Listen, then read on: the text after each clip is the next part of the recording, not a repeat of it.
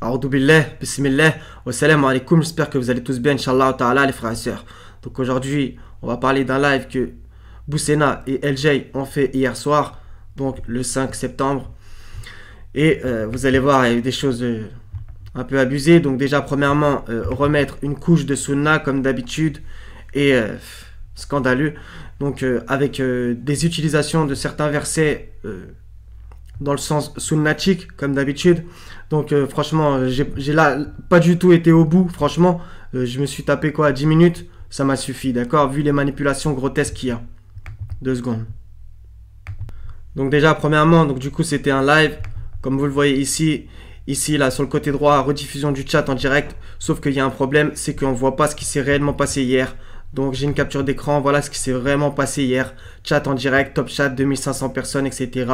Et là on voit quelqu'un qui a donné un don de 10 balles 99. Donc on voit à côté avec son avatar. Et il y en a eu tout au long du live plus ou moins, d'accord. Donc j'ai pas suivi en entier, bien entendu. C'est ce que on m'a dit, on m'a ramené les captures d'écran, donc il n'y a aucun problème. Et j'ai déjà vu ça sur des chats, sur des lives d'autres personnes. Donc voilà, faire des dons pendant le live. Donc encore une fois, c'est utiliser... bien entendu la religion, Allah, et là aussi pour le coup Mohamed, pour faire des thunes, d'accord. C'est vraiment scandaleux ce que vous faites. Donc en plus on sait très bien où est-ce qu'il va votre argent pour construire vos prétendus temples, d'accord. Sourate 72 verset 18, les mosquées sont consacrées à Allah, n'invoquez donc personne avec Allah ou en dehors d'Allah, d'accord.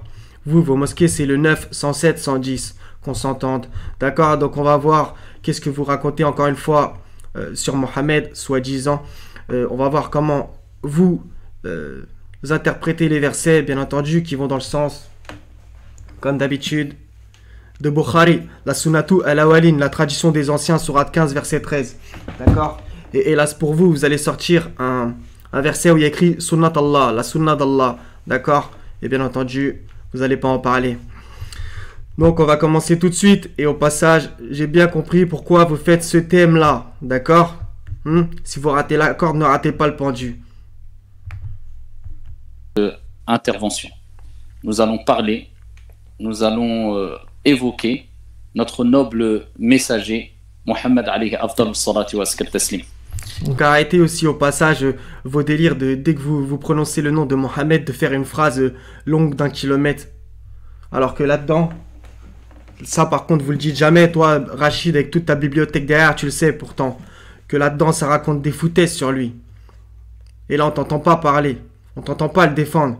Quand ça dit que voilà, il s'est marié avec une enfant de 6 ans, il a couché avec elle à 9 ans, quand ça dit là-dedans qu'il crevait des yeux, que etc., qu'il faisait pipi assis, qu'il tenait sa verge de la main droite, etc., là vous le dites pas. Vous êtes des cacheurs du livre. Celui-là, hein. Mais au passage, celui-là aussi vous le cachez, bien entendu, comme d'habitude. Vous prenez une partie et vous rejetez le reste. Et vous avez jeté le livre derrière votre dos.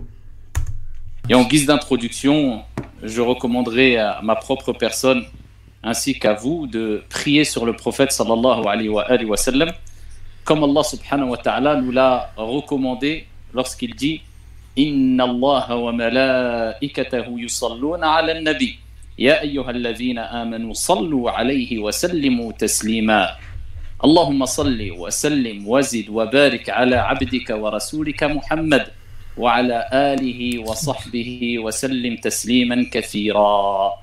Mes chers frères et sœurs, donc pourquoi déjà tu le traduis même pas? Il y a plein de gens qui ne sont pas arabophones dans ton live et tout court. Pourquoi tu ne le traduis pas? Donc on va y aller tout de suite. Donc c'est Sourate 33 verset 56. Tu dis ni la référence ni tu traduis.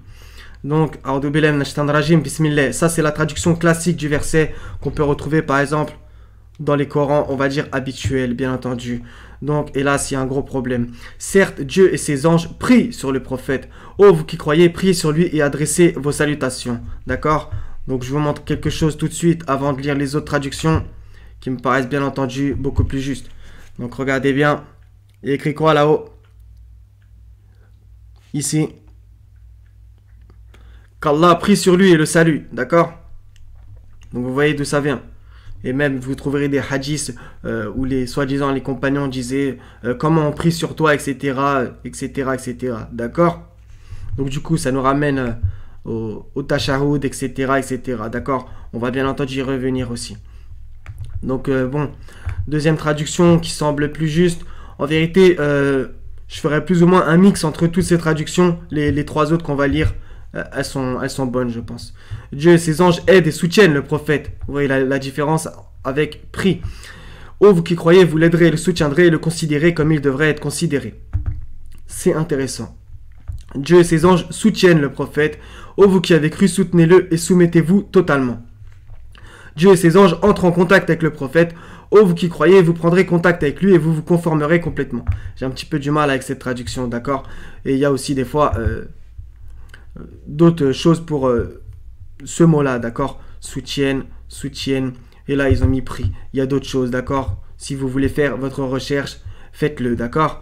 Donc, bien entendu, Dieu ne prie pas, d'accord? Ça, c'est une hérésie. C'est nous qui prions Dieu. Il va falloir un peu arrêter de changer les rôles. Dans ce cas-là, pendant qu'on y est, c'est nous qui nourrissons Dieu. Et Dieu, il dort. Allah ne plaise. D'accord? Donc, il va falloir un peu arrêter et avoir une bonne image de Dieu aussi. Donc, c'est vraiment scandaleux.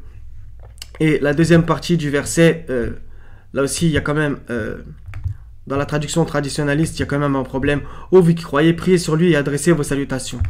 Donc, par exemple, vous avez le remède à tout ça dans le sens que vous n'oublierez personne. Sourate 37, versets 181 à 182. Je vous le dis en arabe et en français. Wa salamun ala al-mursalin walhamdulillahi rabbil alamin. Et paix sur les envoyés et pas les messagers. Et louange à Allah, Seigneur des mondes. D'accord? Vous n'oubliez personne. À l'inverse du Tashahhud, etc. Salutations abrahamiques, etc. D'accord? Où vous citez que Mohammed et Abraham. Et au passage, il y a une gravité. C'est que ça dit Assalamu alayka ayyuhan nabi. Donc vous lui parlez dans la prière. Et ne me dites pas que c'est pas vrai. Il y en a même qui lui parlent, qui lui demandent des choses. Ne me dites pas encore que c'est pas vrai. Il y en a par exemple dans la rue, ils trébuchent, ils disent Mohammedan Rasulullah. Mais dites pas non plus que c'est pas vrai, je le sais très bien. Donc voilà, donc c'est très grave ce qui se passe. Et Mohammed est invoqué en dehors d'Allah. Oui. Donc après, c'est facile de cracher sur les chrétiens. Oui, vous avez pris Jésus pour Dieu. Oui, vous parlez à Jésus. Mais vous n'êtes pas spécialement mieux. Voire même pire. À la limite, les chrétiens, eux, au moins, ils sont clairs. Ils disent, certains qui le pensent, ils disent, pour eux, ils disent Jésus, c'est Dieu. Voilà. Vous n'osez pas dire ces choses-là. Vous dites qu'il y a Allah, mais Mohammed est plus ou moins à la même place, à la même hauteur. Comme dans la basilique Sainte-Sophie qui s'est transformée en mosquée, il y a Allah à droite et Mohammed à gauche. Enfin, ou l'inverse, c'est pas très important. En tableau, c'est à la même hauteur. Ça parle beaucoup. Ok?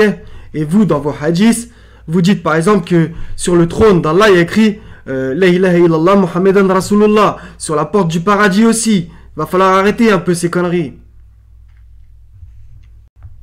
Donc, je vous invite à lire Sourate 3, verset 18 et Sourate 63, verset 1. Ok, je vous donne les références. Allez-y si vous voulez. On continue. Donc, on est obligé de faire des longs détaillages à cause de ces foutaises qu'ils racontent. C'est un honneur, un privilège, un plaisir pour nous que d'évoquer notre Seigneur Tabaraka wa Ta'ala de jour comme de nuit, mais aussi de parler du prophète Mohammed alayhi afdalus salati wa azka taslim, et pourquoi pas alors que c'est notre référence, c'est notre modèle, c'est notre exemple. On le dit avec toute fierté, sans complexe, et c'est un honneur et un privilège pour nous. Allah Jalla wa Ala dit dans le Coran laqad kana lakum fi rasulillahi uswatun hasana. Vous avez certes dans le messager d'Allah et alayhi salatu wassalam un excellent exemple, un excellent modèle à suivre. Et c'est ce qu'on va tenter de voir, de revoir, d'évoquer. D'accord. Donc, Rachid, tu as totalement raison. Ce verset existe. Par contre, ce que, comme d'habitude, vous omettez toujours de préciser, c'est quelque chose d'ultra important. Donc du coup, 33-21, comme tu l'as cité, en effet, vous avez dans le message d'Allah un excellent modèle. D'accord? Ce serait plutôt modèle que exemple. Bref, là, la manipulation, c'est qu'il écrit à suivre, entre parenthèses, alors qu'on va voir d'autres choses. Pour quiconque espère en Allah et au jour dernier et invoque Allah fréquemment. D'accord? Sauf qu'il y a pour vous un problème. Pas pour moi. 2, 135, ils ont dit, soyez juifs ou chrétiens, vous serez donc sur la bonne voie. Dit, qui devait dire? Mohammed, non, mais nous suivons la Milat Ibrahim, la voie d'Abraham et pas la religion. La voie d'Abraham. Le modèle, on revient au mot modèle, le modèle même de la droiture qui ne fut point parmi les associateurs. Donc ça veut dire quoi quand on relit ces deux versets?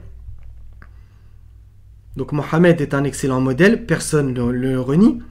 Mais Mohammed, il devait dire non, mais nous suivons la voie d'Abraham. Donc Mohammed suivait Abraham.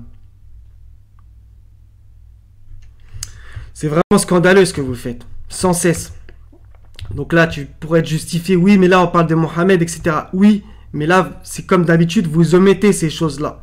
Vous omettez, parce que justement, ça mettrait en danger Bukhari, et non pas le Coran.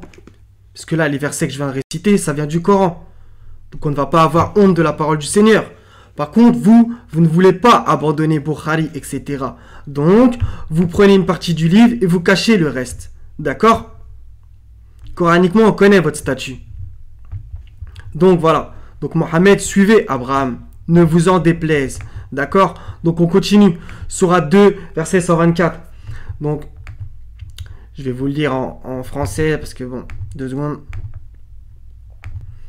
Donc c'est des passages ultra importants dans la sourate Al-Baqarah pour justement comprendre l'escroquerie des imams qui nous ont vendus.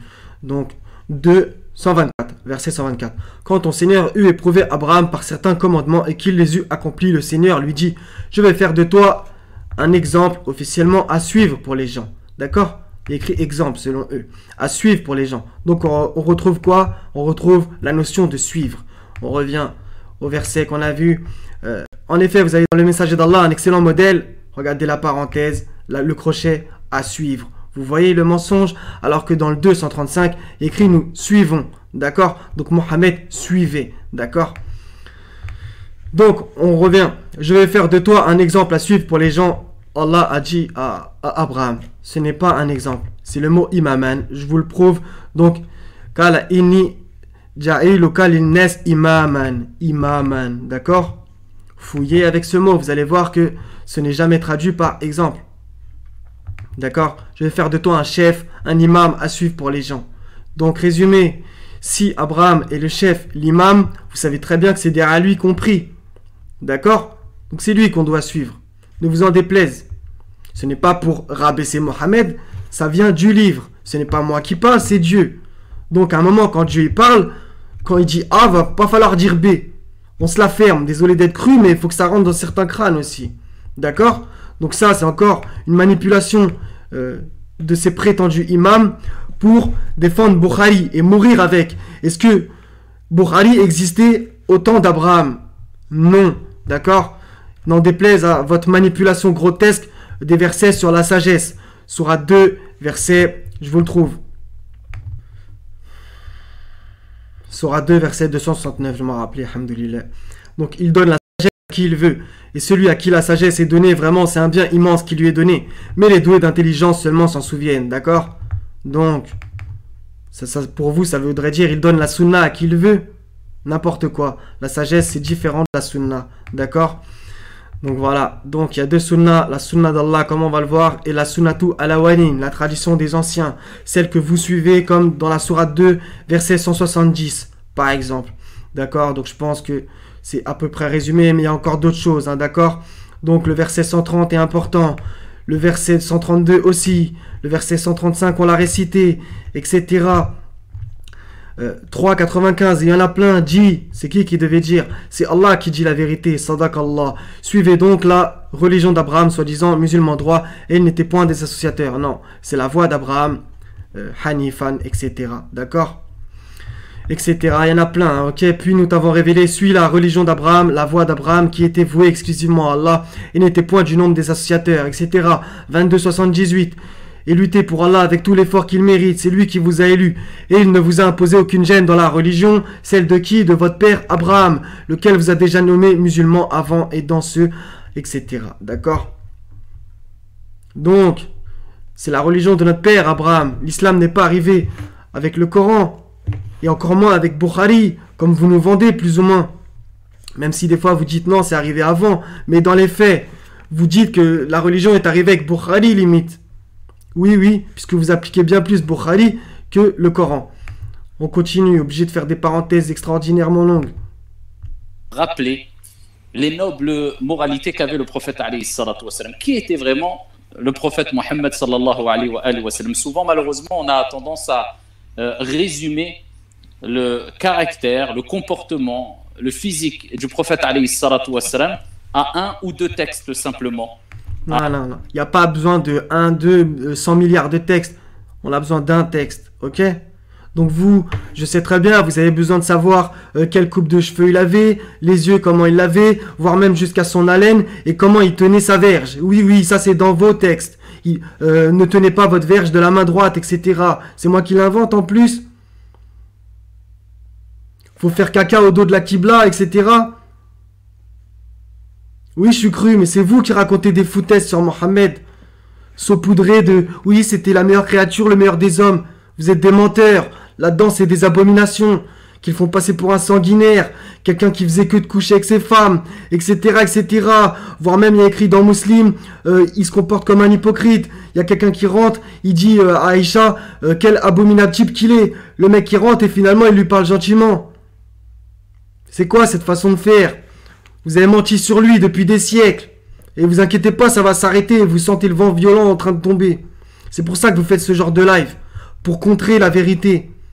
On n'est pas aveugle. À un ou deux traits caractéristiques physiques qu'avait le prophète alayhi salatu wassalam. Alors que non, le prophète alayhi salatu wassalam, c'était un mode de vie à lui-même. C'est un comportement pour des...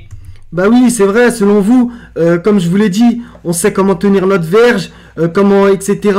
Sauf que vous, selon vous, dans vos bouquins, Mohammed ne savait même pas comment faire le jeûne du Ramadan.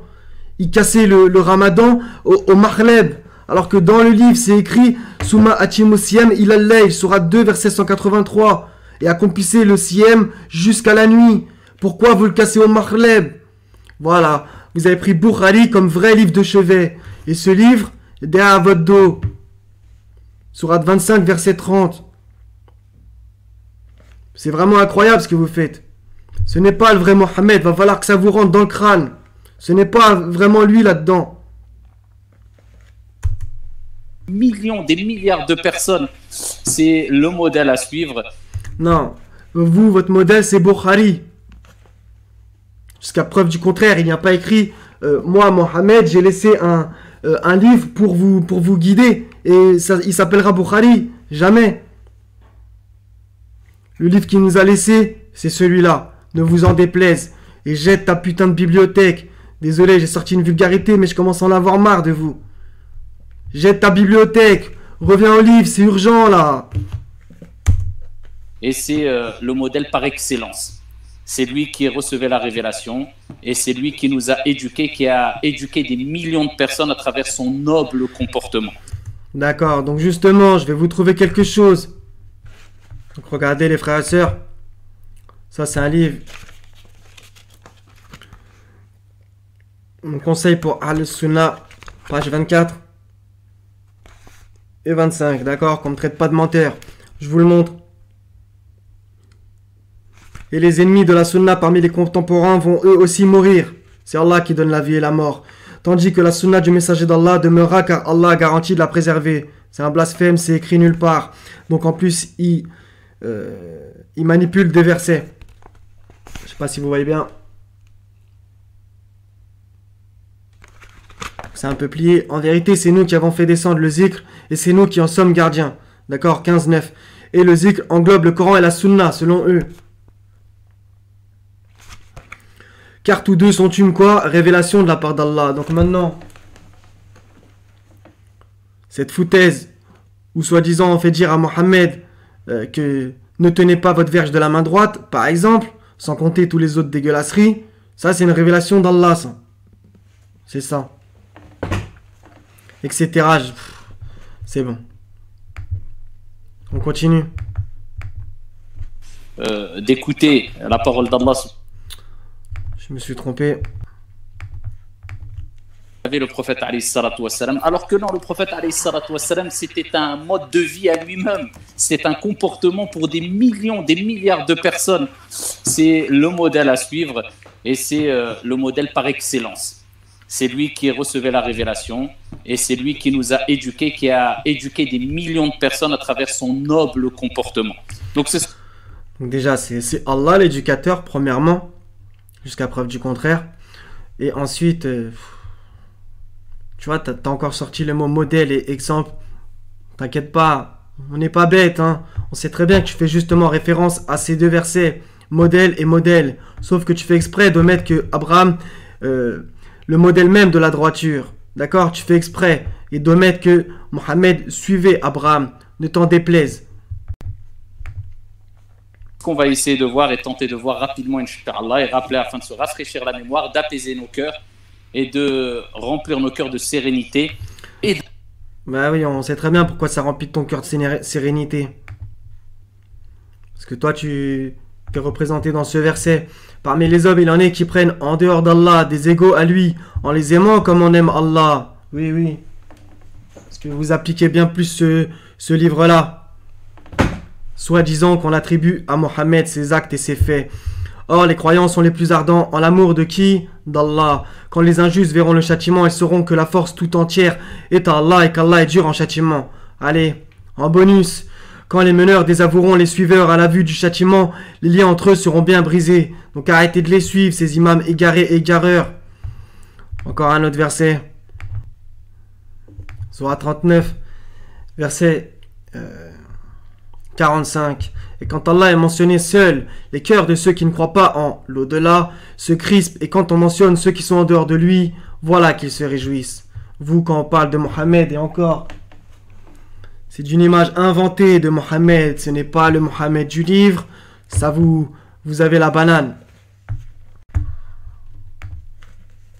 D'amour vis-à-vis de notre noble messager, alayhi salatu wassalam. Et ensuite, Inch'Allah ta'ala, après que si Abdelmoun'im nous fasse l'honneur d'écouter la parole d'Allah subhanahu wa ta'ala à travers sa belle récitation, Inch'Allah ta'ala, il enchaînera avec une brève exhortation sur le prophète sallallahu alayhi wa sallam. Ensuite, je prendrai le relais avec une brève intervention sur le prophète alayhi salatu wa sallam. Et ensuite, on aura le plaisir et l'honneur de vous annoncer une grande nouvelle aussi. Alors, on vous laisse cette nouvelle, ce cadeau à la fin, donc des deux interventions, Inch'Allah ta'ala. Donc, je vais t'envoyer une nouvelle, moi aussi. Sur quoi s'interrogent-ils mutuellement? Sur la grande nouvelle, à propos de laquelle ils divergent. Vous divergez sur ce livre. Vous n'en voulez pas. Soyez un peu honnête au moins une fois. Soyez honnête. Restez connectés jusqu'à la fin. Et on vous annoncera cette grande nouvelle qui, on espère, vous réjouira. En tout cas, nous, elle nous a réjouis énormément. C'est le fruit d'un grand nombre d'heures de travail. Et on voulait partager avec vous ce grand cadeau, Inch'Allah tabaraka. À propos de fruits, on reconnaît un arbre à ses fruits. Et tout arbre qui ne porte pas de bons fruits sera coupé et jeté au feu. Et on voulait partager avec vous ce grand cadeau, Inch'Allah tabaraka wa ta'ala, wa billahi tawfiq, wa barakallahu fina wa fikum, hafizakumullah. Arrête un peu avec toutes tes invocations là. Tu peux pas dire une phrase tranquille. Tiens, pour votre suivi, pour votre patience. Ça c'est vraiment le jargon de la secte. Hein. Toutes les invocations que vous nous faites, en tout cas les invocations que vous nous faites. Eh ben moi aussi je vais t'en faire une. Qu'Allah vous pardonne ou vous châtie. Et moi je vous souhaite la malédiction. Que la malédiction d'Allah soit sur les menteurs. On vous les renvoie et on implore Allah subhanahu wa ta'ala de vous accorder meilleur que ce que vous demandez pour nous. Amin ya Rabbil Alamin. Et je laisse la parole à mon frère Si Abdelmoun'im, Inch'Allah. Barakallahu fik. أعوذ بالله من الشيطان الرجيم بسم الله الرحمن الرحيم ما كان على النبي من حرج فيما فرض الله له سنة الله في الذين خلوا من قبل وكان أمر الله قدرا مقدورا الذين يبلغون Désolé, je coupe le Coran, les frères et sœurs. Juste pour vous montrer une manipulation. Donc déjà, il dit pas la référence. Il va réciter à partir du 33-38, d'accord? Et vous allez voir comment Allah les a dévoilés. Donc, traduction traditionnaliste. Nul grief à faire au prophète en ce qu'Allah lui a imposé, conformément aux lois établies pour ceux qui vécurent antérieurement. Le commandement d'Allah est un décret inéluctable. Donc vous avez bien entendu, à l'oreille, entendu Sunnat Allah. Ok? Donc ça, si vous croyez que c'est un hasard, ils essayent de récupérer la Sunnat Allah alors qu'on fait que les appeler à ça. Mais ces gens-là suivent la Sunnatu al-Awwalin. D'accord? Donc, t'inquiète, Boussena, on n'a peut-être pas fait les grandes écoles, mais t'inquiète pas pour nous. On a Allah avec nous. Donc, conformément aux lois établies, il y a un problème. Conformément à la Sunna établie par Allah, Sunnat Allah, il y a écrit. Pourquoi là, il n'y a pas écrit Allah dans la traduction? Parce que ça les arrange pas, parce qu'il y a écrit pour ceux qui vécurent antérieurement. Donc, la Sunnat Allah, elle a toujours été, ok? C'est Dieu qui le dit dans le livre. Vous voyez? Vous voyez comment ça se retourne contre eux? Même quand ils citent les versets, ils prennent des murs. Tout le temps. رسالات الله ويخشونه ولا يخشون أحدا إلا الله وكفى بالله حسيبا ما كان محمد أبا أحد من رجالكم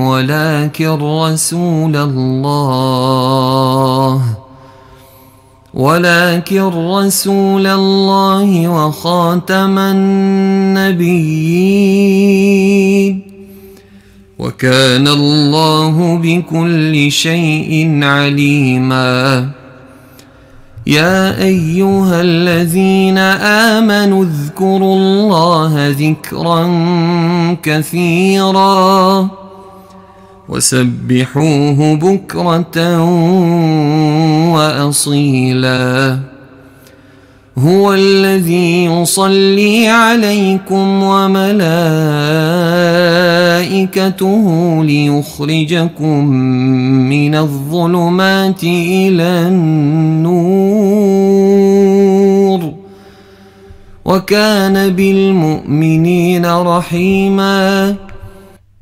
Désolé de couper le Coran, les frères et sœurs. Regardez comment c'est beau. Regardez comment Allah il les a entourés. Donc, premièrement, il a commencé avec le verset 38 où il y a la Sunnat Allah, alors que lui suit la Sunnatu al-Awwalin, la tradition des anciens. Deuxième verset qui l'encercle, le verset 43, que bien entendu, ils ne vont pas traduire. Et parce que ça ne les arrange pas, puisqu'on a vu tout à l'heure le 33-56, soi-disant, certes, Dieu et ses anges prient sur le prophète, on a vu que ça peut pas être ça, c'est un blasphème évident. Et Allah les a encerclés d'une manière extraordinaire. Verset 43, c'est aussi un verset qu'ils ne citent pas, parce que justement, ça ne va pas dans leur sens. C'est lui qui prie sur vous, selon leur traduction, ainsi que ses anges, afin qu'il vous fasse sortir des ténèbres à la lumière, et il est miséricordieux envers les croyants. C'est dire quoi ça? Donc, Dieu ne prie pas que sur Mohammed, selon vos traductions.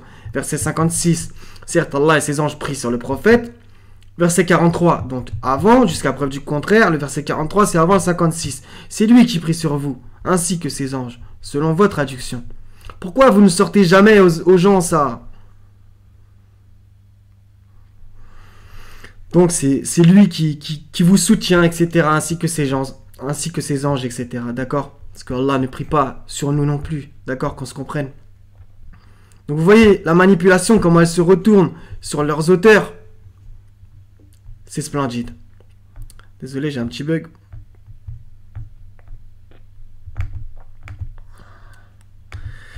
C'est vraiment incroyable. Donc on reprend un peu plus loin. Parce qu'il a récité jusqu'au verset 48. D'accord. بسم الله الرحمن الرحيم والصلاة والسلام على أشرف الأنبياء والمرسلين سيدنا محمد وعلى آله وصحبه أجمعين رب اشرح لي صدري ويسر لي أمري واحلل عقدة من لساني يفقهوا قولي. السلام عليكم ورحمة الله وبركاته. J'espère que tout le monde se porte bien. On est très heureux avec Sir Rachid de vous retrouver pour ce live. Il est vrai que le dernier live qu'on avait fait c'était pendant le mois de Ramadan et on a le plaisir de vous retrouver aujourd'hui. Le prétendu Ramadan.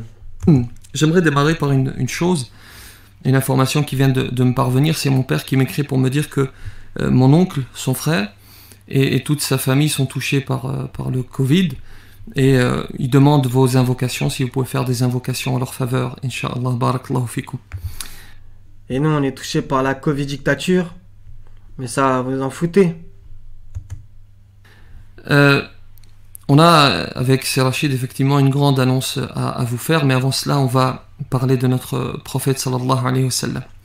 Lorsqu'on a annoncé qu'on allait faire un live à ce propos, j'ai vu un certain nombre de commentaires de gens qui étaient heureux d'écouter une prise de parole à propos de notre bien-aimé sallallahu alayhi wa sallam, et puis un ou deux commentaires qui disaient on le connaît déjà, c'est bon, pas besoin de l'évoquer. J'aimerais rappeler d'abord que le rappel profite aux croyants.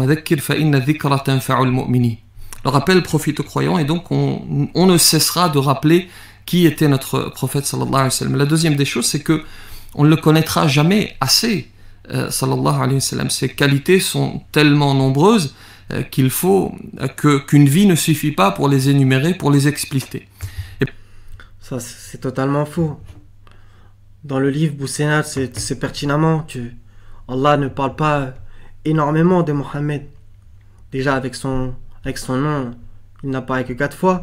Bien entendu, Allah s'adresse pas mal de fois aux prophètes, etc., aux messagers, Mohammed, d'accord, il n'y a aucun problème. Maintenant, on le connaît sans vraiment le connaître. C'est justement pour ça que vous avez sorti ce livre. C'est justement pour ça.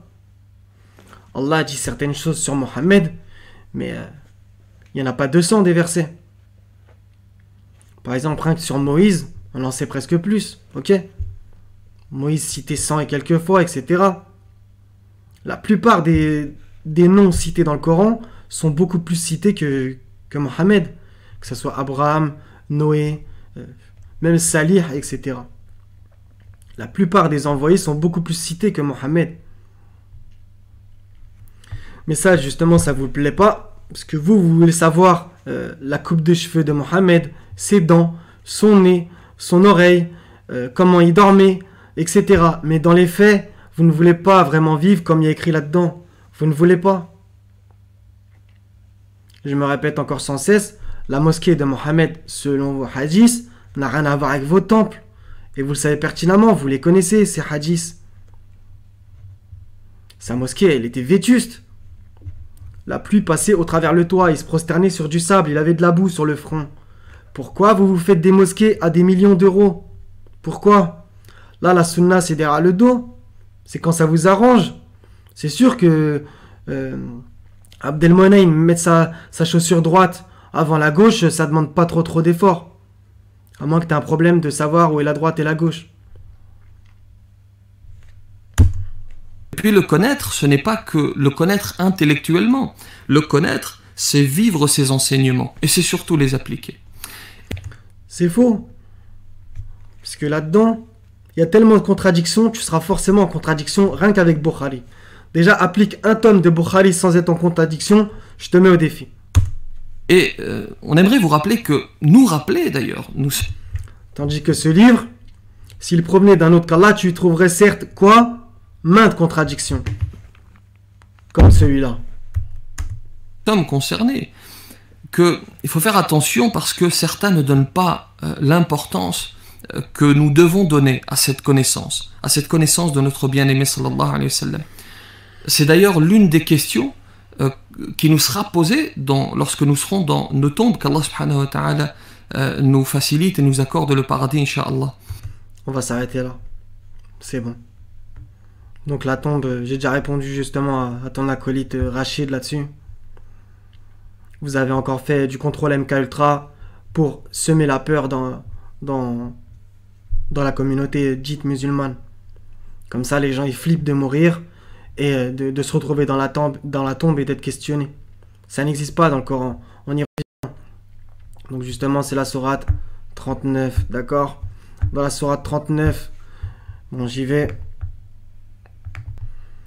Bismillah. Allah reçoit les âmes au moment de leur mort. Il reçoit les âmes au moment de leur mort, ainsi que celles qui ne meurent pas au cours de leur sommeil. Il retient celles à qui il a décrété la mort, tandis qu'il renvoie les autres jusqu'à un terme fixé. Il écrit quoi? Il retient celles à qui il a décrété la mort. Elles sont retenues. Vous vous dites que l'âme, elle redescend dans le corps après avoir été sortie. Elle redescend dans le corps, elle va dans la tombe et elle est questionnée. Ça sort d'où, ça? De vos fables. Comme d'habitude. Vous avez fait flipper les gens. Tandis qu'il renvoie les autres jusqu'à un terme fixé, il y a certainement là des preuves pour des gens qui réfléchissent. Y a-t-il quelqu'un pour réfléchir? En effet, nous avons rendu le Coran facile pour la méditation. Tu peux méditer là-dessus? Sur ce bouquin, cette abomination? Donc on va s'arrêter là. À 11 minutes. Comprendront ceux qui pourront. Donc voilà, c'est franchement gonflant. Qu'est-ce que vous voulez que je vous dise? Donc voilà, ce sera tout les frères et sœurs. Donc pour leurs suiveurs, désavouez-vous et revenez au livre, c'est urgent. D'accord? Donc voilà. Donc soyez bénis les frères et sœurs. Je vous aime pour la face du Seigneur. Wassalamun ala al-mursalin walhamdulillahi rabbil alamin. La ilaha illa huwa al-azizul hakim. Wassalamu alaikum wa rahmatullahi wa barakatuh mes frères et sœurs. À la prochaine, Inch'Allah ta'ala.